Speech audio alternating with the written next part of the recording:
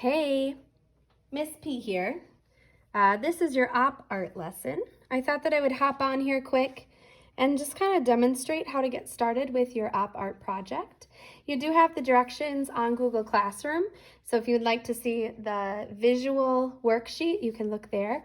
But I'm just going to quickly demonstrate how I would get started on this op project if I was doing it. First off, op art is it's an abstract kind of art that focuses on optical illusions using lines and shapes and forms. And so we've done line work, we've done shape work, and we've talked about forms. So now we're just going to kind of put it together to create an actual art project or optical illusion.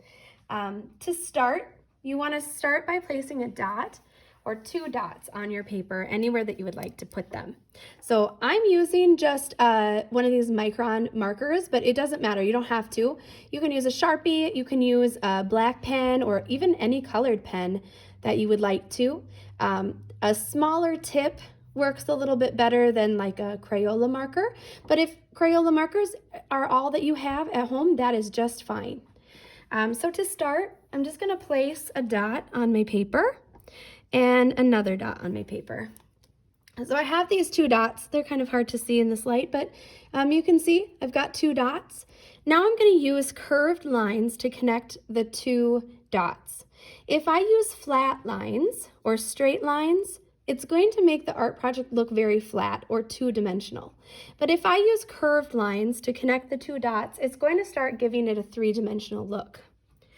So what I do is I start and I kind of curve the line up to meet the other one. And I'm going to do it on the other side too. So I should get this kind of oblong shape. Then I'm going to add another dot. And I'm going to connect those. Like so.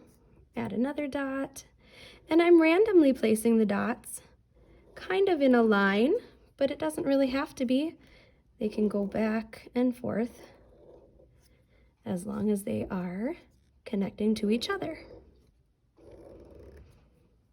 So I just keep going. Now you have a couple choices here.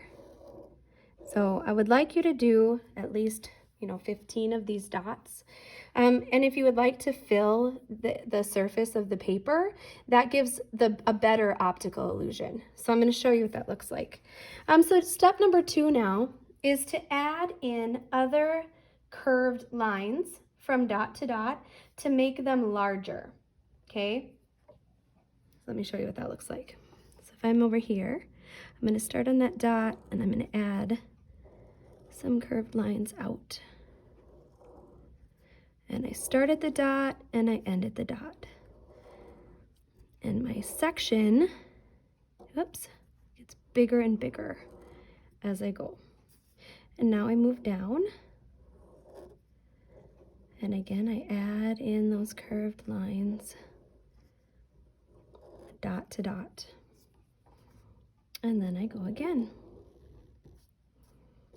adding in those curved lines. If you have a big section like this one, where I made it really big, you want to leave a little bit of space in there. It helps it look a little more 3-dimensional, but you can fill in if you made them too big.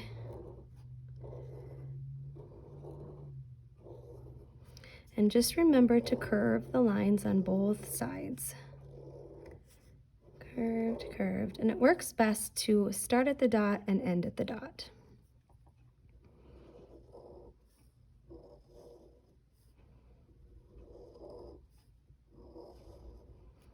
So you can see already how 3-dimensional this is looking. You can see already how it looks like it's circular, it's a form instead of just a shape on the paper. Now I'm going to just keep going. Okay, so I could add another little dot and add my curved lines. I can add a big one.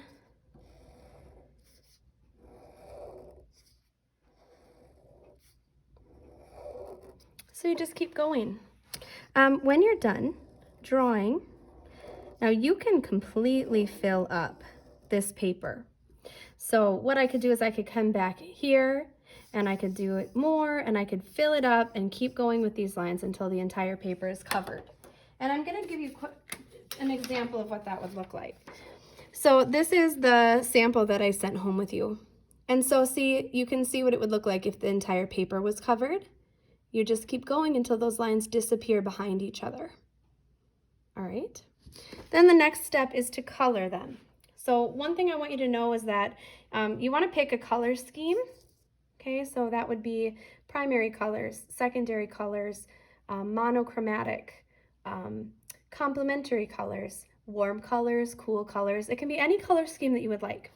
So you pick a color scheme, and then you're going to color your design.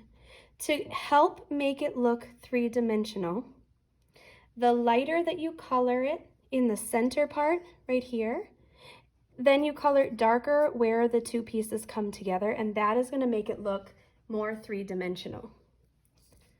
Okay, so I will finish up my example, and then I'll post a picture on Google Classroom of my completed piece so that you can see kind of what it looks like.